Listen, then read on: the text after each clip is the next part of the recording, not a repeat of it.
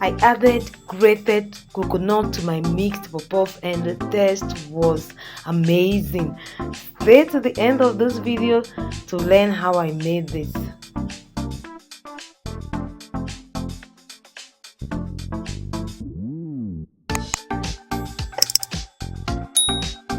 Description box for the accurate ingredients. Okay, everything accurately is measured and listed on the description box. Always check it out.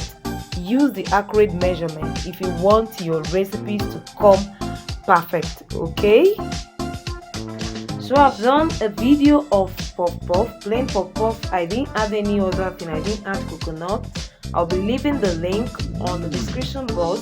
Go through it. It's a disaster after following this channel and watching my recipes, and you do puff for the first time and it did not come out perfect. So please do well to check it out and do a perfect puff for the first time. Always get instant yeast, the one that has not expired, and also get a baking powder that is not expired. If you have flavors at home, put. If you don't have, it's not a must. I also added coconut water. So because I added coconut water, I'm going to be reducing the quantity of hot or warm water, close to hot water, that we're going to be using. Please mind you that the coconut is room temperature coconut, not chilled. No, it was not chilled. So I added it to add more flavor to my puff mix.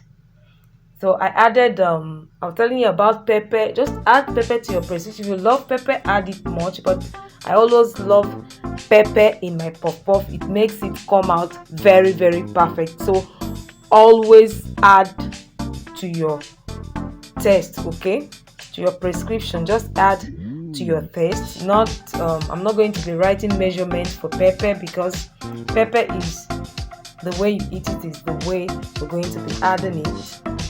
After adding the coconut water, remember we have to mix very well. I've said in my other pastries that you mix and fry. You always mix with the hand, then put water bit by bit. You always put water bit by bit so that you will watch the texture before you continue to add. If the water becomes too much, you've already scattered everything. You start all over again with the pastry. Always remember that pastries is measurement, baking is measurement. Everything that has to do with baking is measurement. If you get the measurement accurately, then your snacks or your pastries will come out very perfect. So let's always check the description box for the measurements, and so that we'll always do perfect stuffs for the first time.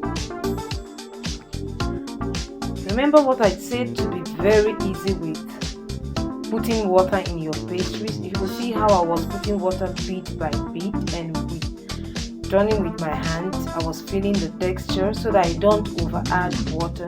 Then again, if you don't want it to come out very hard, add a little bit water to this one you're seeing. When you're through with mixing, you're going to be kneading it very well. Let's just call it kneading it very well. Then you knead and knead so it's well mixed. Then we're going to be covering with anything you have. If you have nylon, some people call it waterproof, or cellophane, anything you could use to cover it very well. Make it hot. Do that. What I did with mine is that I had boiled water already in a pot, so I put this inside. I wanted it to rise quickly. Okay, so that was what I did. I stayed covered with a pot cover. You could do anything you do, just make sure it's tight and kept in a warm place to rise for 45 minutes or till the dough doubles in size. So if you want to get this magical taste I was telling you about, we're going to be grating our coconut, fresh coconut. We're not going to be putting anything artificial.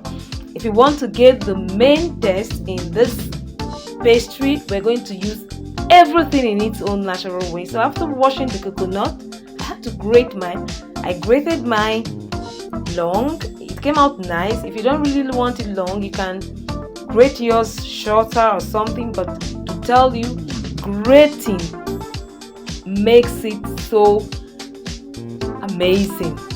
Guys, you need to try out this recipe. If you're watching this recipe, make sure you try it out and get back to me on my comment section. You will really love it.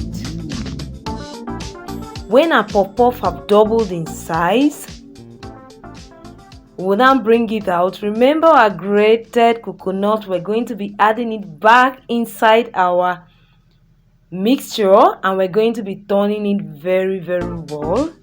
After turning it, we now keep it aside and heat up our oil, our good oil.